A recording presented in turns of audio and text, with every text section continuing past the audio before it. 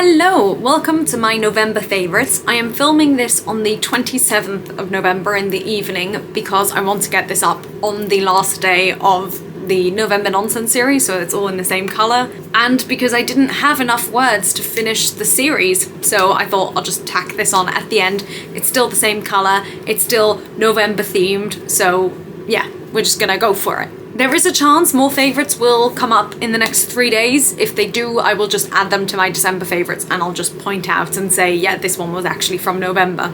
But we're going to jump into the November ones. So first of all, I've got one movie and it's called Scrooge. It was an animated movie and a musical and it was really beautiful. I really liked it. It's based off the premise of A Christmas Carol, so I did have a general idea of how the story was going to go. It was very predictable, but it was nicely done and I enjoyed it. Then I've got two TV shows. I've got Mamma Mia, I Have a Dream, because I was able to watch a couple of episodes, which I very much enjoyed. And the second one is very much a half, and it's The Crown. I watched a couple of episodes. I went to Holland and spent some time with my grandparents, and they were watching it. So I watched the last few episodes of season 5 and the first few episodes of season 6, having seen nothing before. So it was fine. I enjoyed it. I probably would have preferred to watch it from the beginning and actually know what was going on, but then again, it is based on history, so I wasn't totally lost. And from what I saw, I enjoyed it. Now on to books, I've got 5.5. So to begin with, The Historian by Elizabeth Kostova. I went for this book because on the Dear Hopefuls channel, Sam has been mentioning cozy mysteries a lot, which sounded like a theme I really enjoyed. And it was Halloween and I wanted something kind of vampire-y or, mystery. Cozy mystery is exactly what I was after. I don't know why I said vampire, because that's not what I wanted, but that's what I stumbled upon with this book, The Historian. It was read from different perspective and with different voices, and it was really a performance, like there was music and stuff. And I really enjoyed the book. I don't know if I enjoyed the production version, I don't know. I feel like I would have preferred it if it had just been read as a book, but hey-ho, it was still very good. Next, I read Before the Coffee Gets Cold, and I actually read this one in physical copy, and I will pass over to Past Me to talk about that. Hello, it's me from the past, because I want to talk about the book I've just read, and I want to show you the physical copy, because when I'm filming my favourites, I will not have it with me. So, I've just finished reading last night Before the Coffee Gets Cold by Toshikazu Kawaguchi.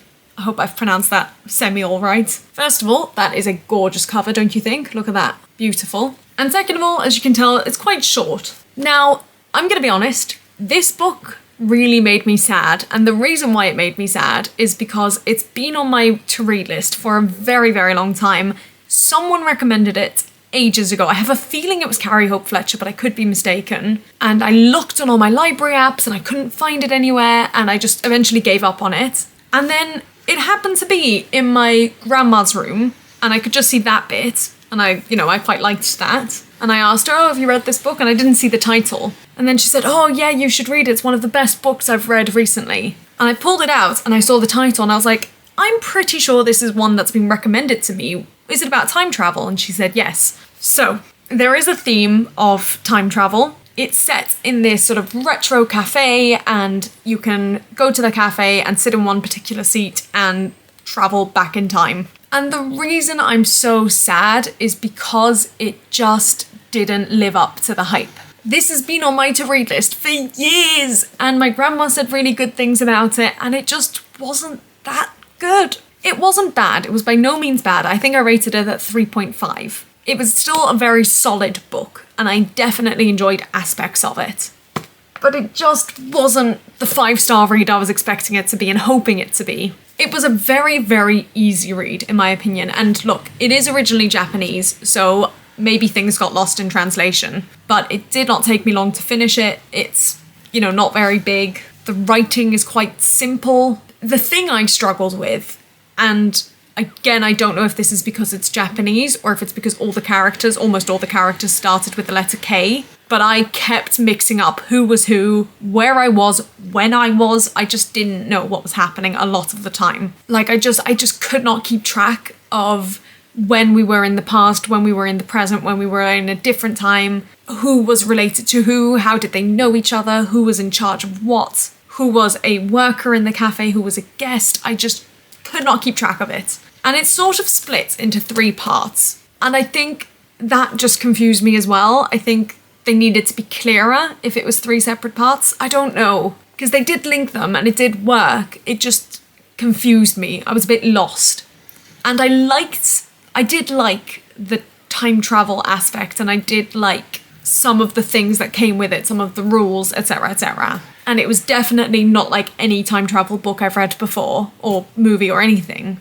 It took a very different approach, which I liked. And I liked the ending. I liked sort of the last message of it. But I think I would have enjoyed it more had I not gone in with such high expectations, and it just feels like such a shame. But there's nothing we can do about that. And I was also going to say something else, but I've forgotten now. Oh yeah, one thing that's interesting is literally the day I started reading it, a friend posted on Instagram that she just finished reading it and she left a little review. And I shouldn't have read it. I don't like reading reviews before I read the books because it's not fair, in my opinion. Because I know that I start thinking about the things that they've talked about while reading the book, and I'd rather just see it from my own perspective first. But what was interesting is then after I finished reading it, I read some of the reviews on Storygraph, and a lot of them said the same thing as what she said, and that is, it felt very much like a male writing female characters. And there wasn't much depth to a lot of the female characters. To be fair, there wasn't much depth to any of the characters, I would argue. I don't know, I'm sad because it could have been so much better, and I was expecting it to be so much better, but 3.5, it wasn't a bad book. It was still a solid book. It just was hyped up so much for me, and I think that made it feel like a letdown. So that's all from past me. Now we will pass back over to the future. And hello again. So the next ones, we went into the Christmas spirit. So the first one was The Christmas Love Letters by Sue Moorcroft. I have read a book by Sue Moorcroft before. I think it was another Christmassy one, but this one was actually from NetGalley, so it was an advanced reader's copy. And I have a feeling that this one was a ebook rather than an audiobook. I'm pretty sure.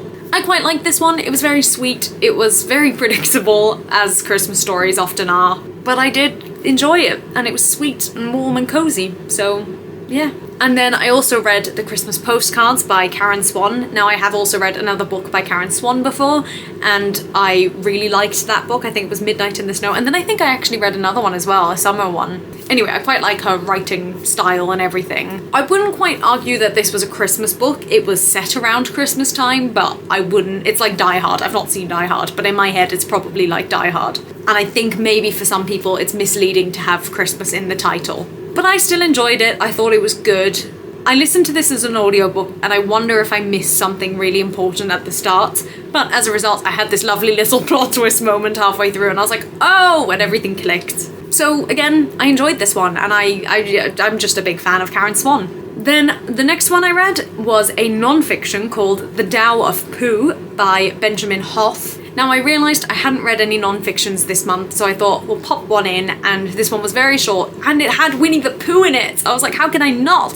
I loved the way it was written with the Winnie the Pooh sort of theme going along with it, but I don't really feel like I learnt very much, or like I've taken anything from it. But I'm glad I read it. And then finally, I am halfway through this book. It's another short one. I think it's about 3 hours long, and I'm exactly halfway through. It's called The Comfort Book by Matt Haig. Now, I was just looking for a short book because I started this, I believe, yesterday, and I just wanted something to carry me over until the end of the month, but not carry me over into December. And I like Matt Haig. I read The Midnight Library, which I loved, which was by him. And this, at the moment, like I said, I'm only halfway through, so maybe my opinions will change, and I'll talk about that in December favourites if I want to, but honestly, I'm not loving this. I just feel I'm not learning much. I feel like maybe it's really helpful for some people, but it's just not for me. And also, I'm listening to it as an audiobook, and I'm not enjoying the quality. It doesn't sound clear, and I'm struggling to focus on it, and it doesn't feel engaging to me.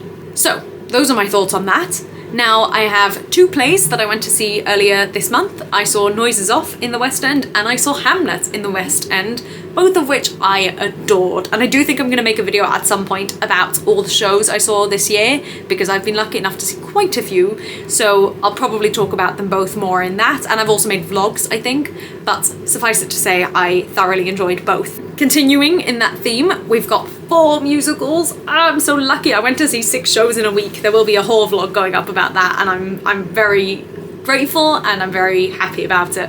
So the 4 musicals I saw were Back to the Future, Rebecca, The Time Traveler's Wife, and Treason. Now, Rebecca was a bit iffy for me. I still enjoyed it, but it was a bit iffy, and Treason was also a little bit iffy for me. But again, I will talk about all those in more depth later on. Now for food, I've got 3. I've got a restaurant called Meet the Vegans, which was in Camden, and it's brilliant. I love it. I've only been once, but I just love the concept. Basically, it is an entirely vegan, sorry, stumbled there. It's an entirely vegan restaurant, and it's got different cuisines, so you can pick and choose. It had Mexican, American, Indian, Thai, Chinese, and I might be missing some more, but it had a huge selection, and me and my mum went and we just had the opportunity to both order different things. We ordered some delicious things. I think we had 2, like a meal each and a starter, and it was delicious.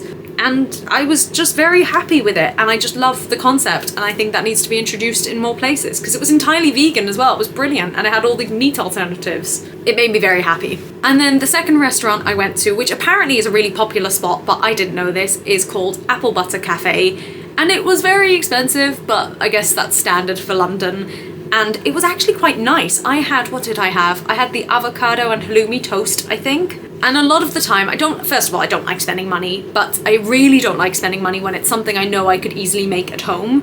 And this did feel like something I could make at home, but I still felt like it actually was worth what I'd spent on it, which is very rare for me to feel that way. So that's a good sign. And it was a really nice little cafe. It was a nice place. It was just overpriced. And the things my friends had, I went with 2 friends, also looked good. And I looked around and everyone's food looked really good. So I do think it was a good restaurant cafe kind of thing. And my third food item is really ridiculous. It's Mentos. I've just not had Mentos in a really long time, and now I have, and I like it. Then I've got 2 travel things. Number 1 is Budapest Airport. It is such an efficient airport. Wow, I love it. I think I am going to be mentioning it again in a future vlog, which will go up in March, but suffice it to say, I think it's a great airport. And the second thing, of course, I mention this every time I go there, is Holland. I just love Holland very much. And finally, I'm so excited about this. I've got 2 other. One is the tripod that you are standing on right now. It's not a huge tripod and it's not extendable. I actually have a video, I think. I'll pop that in and then talk about it after if needs be.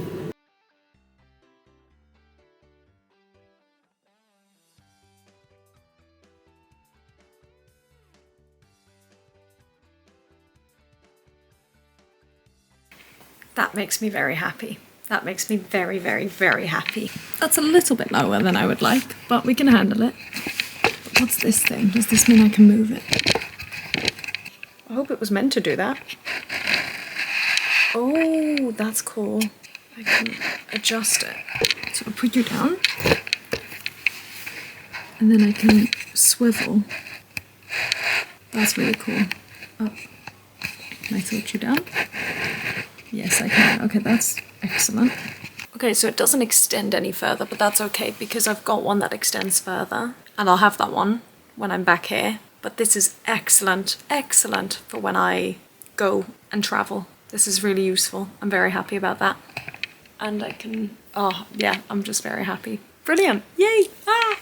So, don't know what you saw there, but it's not extendable, but it'll do the job. And I have a bigger tripod which is bigger and extends, so that is one I've got at home. It's just not good for traveling, and this one does fine for traveling. I'm very happy with this one. And I also got a screen cover for the actual screen on my tripod, like the viewfinder, and I'm very happy with that as well. My song of the month, I've struggled to pick, and I've kind of just gone for something because it's played a lot just randomly on my playlist, but it's not one I necessarily would associate as my song of the month, and it's Drums gaan boom from Gadri, because I've been listening to a lot of Gadri and that one just happens to come up a lot. The translation, by the way, of that song is literally drums go boom. Very original. So that's all. I hope you enjoyed that. Let me know your favourites of the month down below. Sorry that I might be missing a few, but I will mention them, as I said, in December. I've got a lot of Christmassy videos going up over the next month, and I think some covers and things, and a couple of New Year's things. So there's things going up, and then once we get to the New Year, it's just going to be vlog, and a couple of New Year things as well. But that's all from me for now, and I will see you very, very shortly. Goodbye!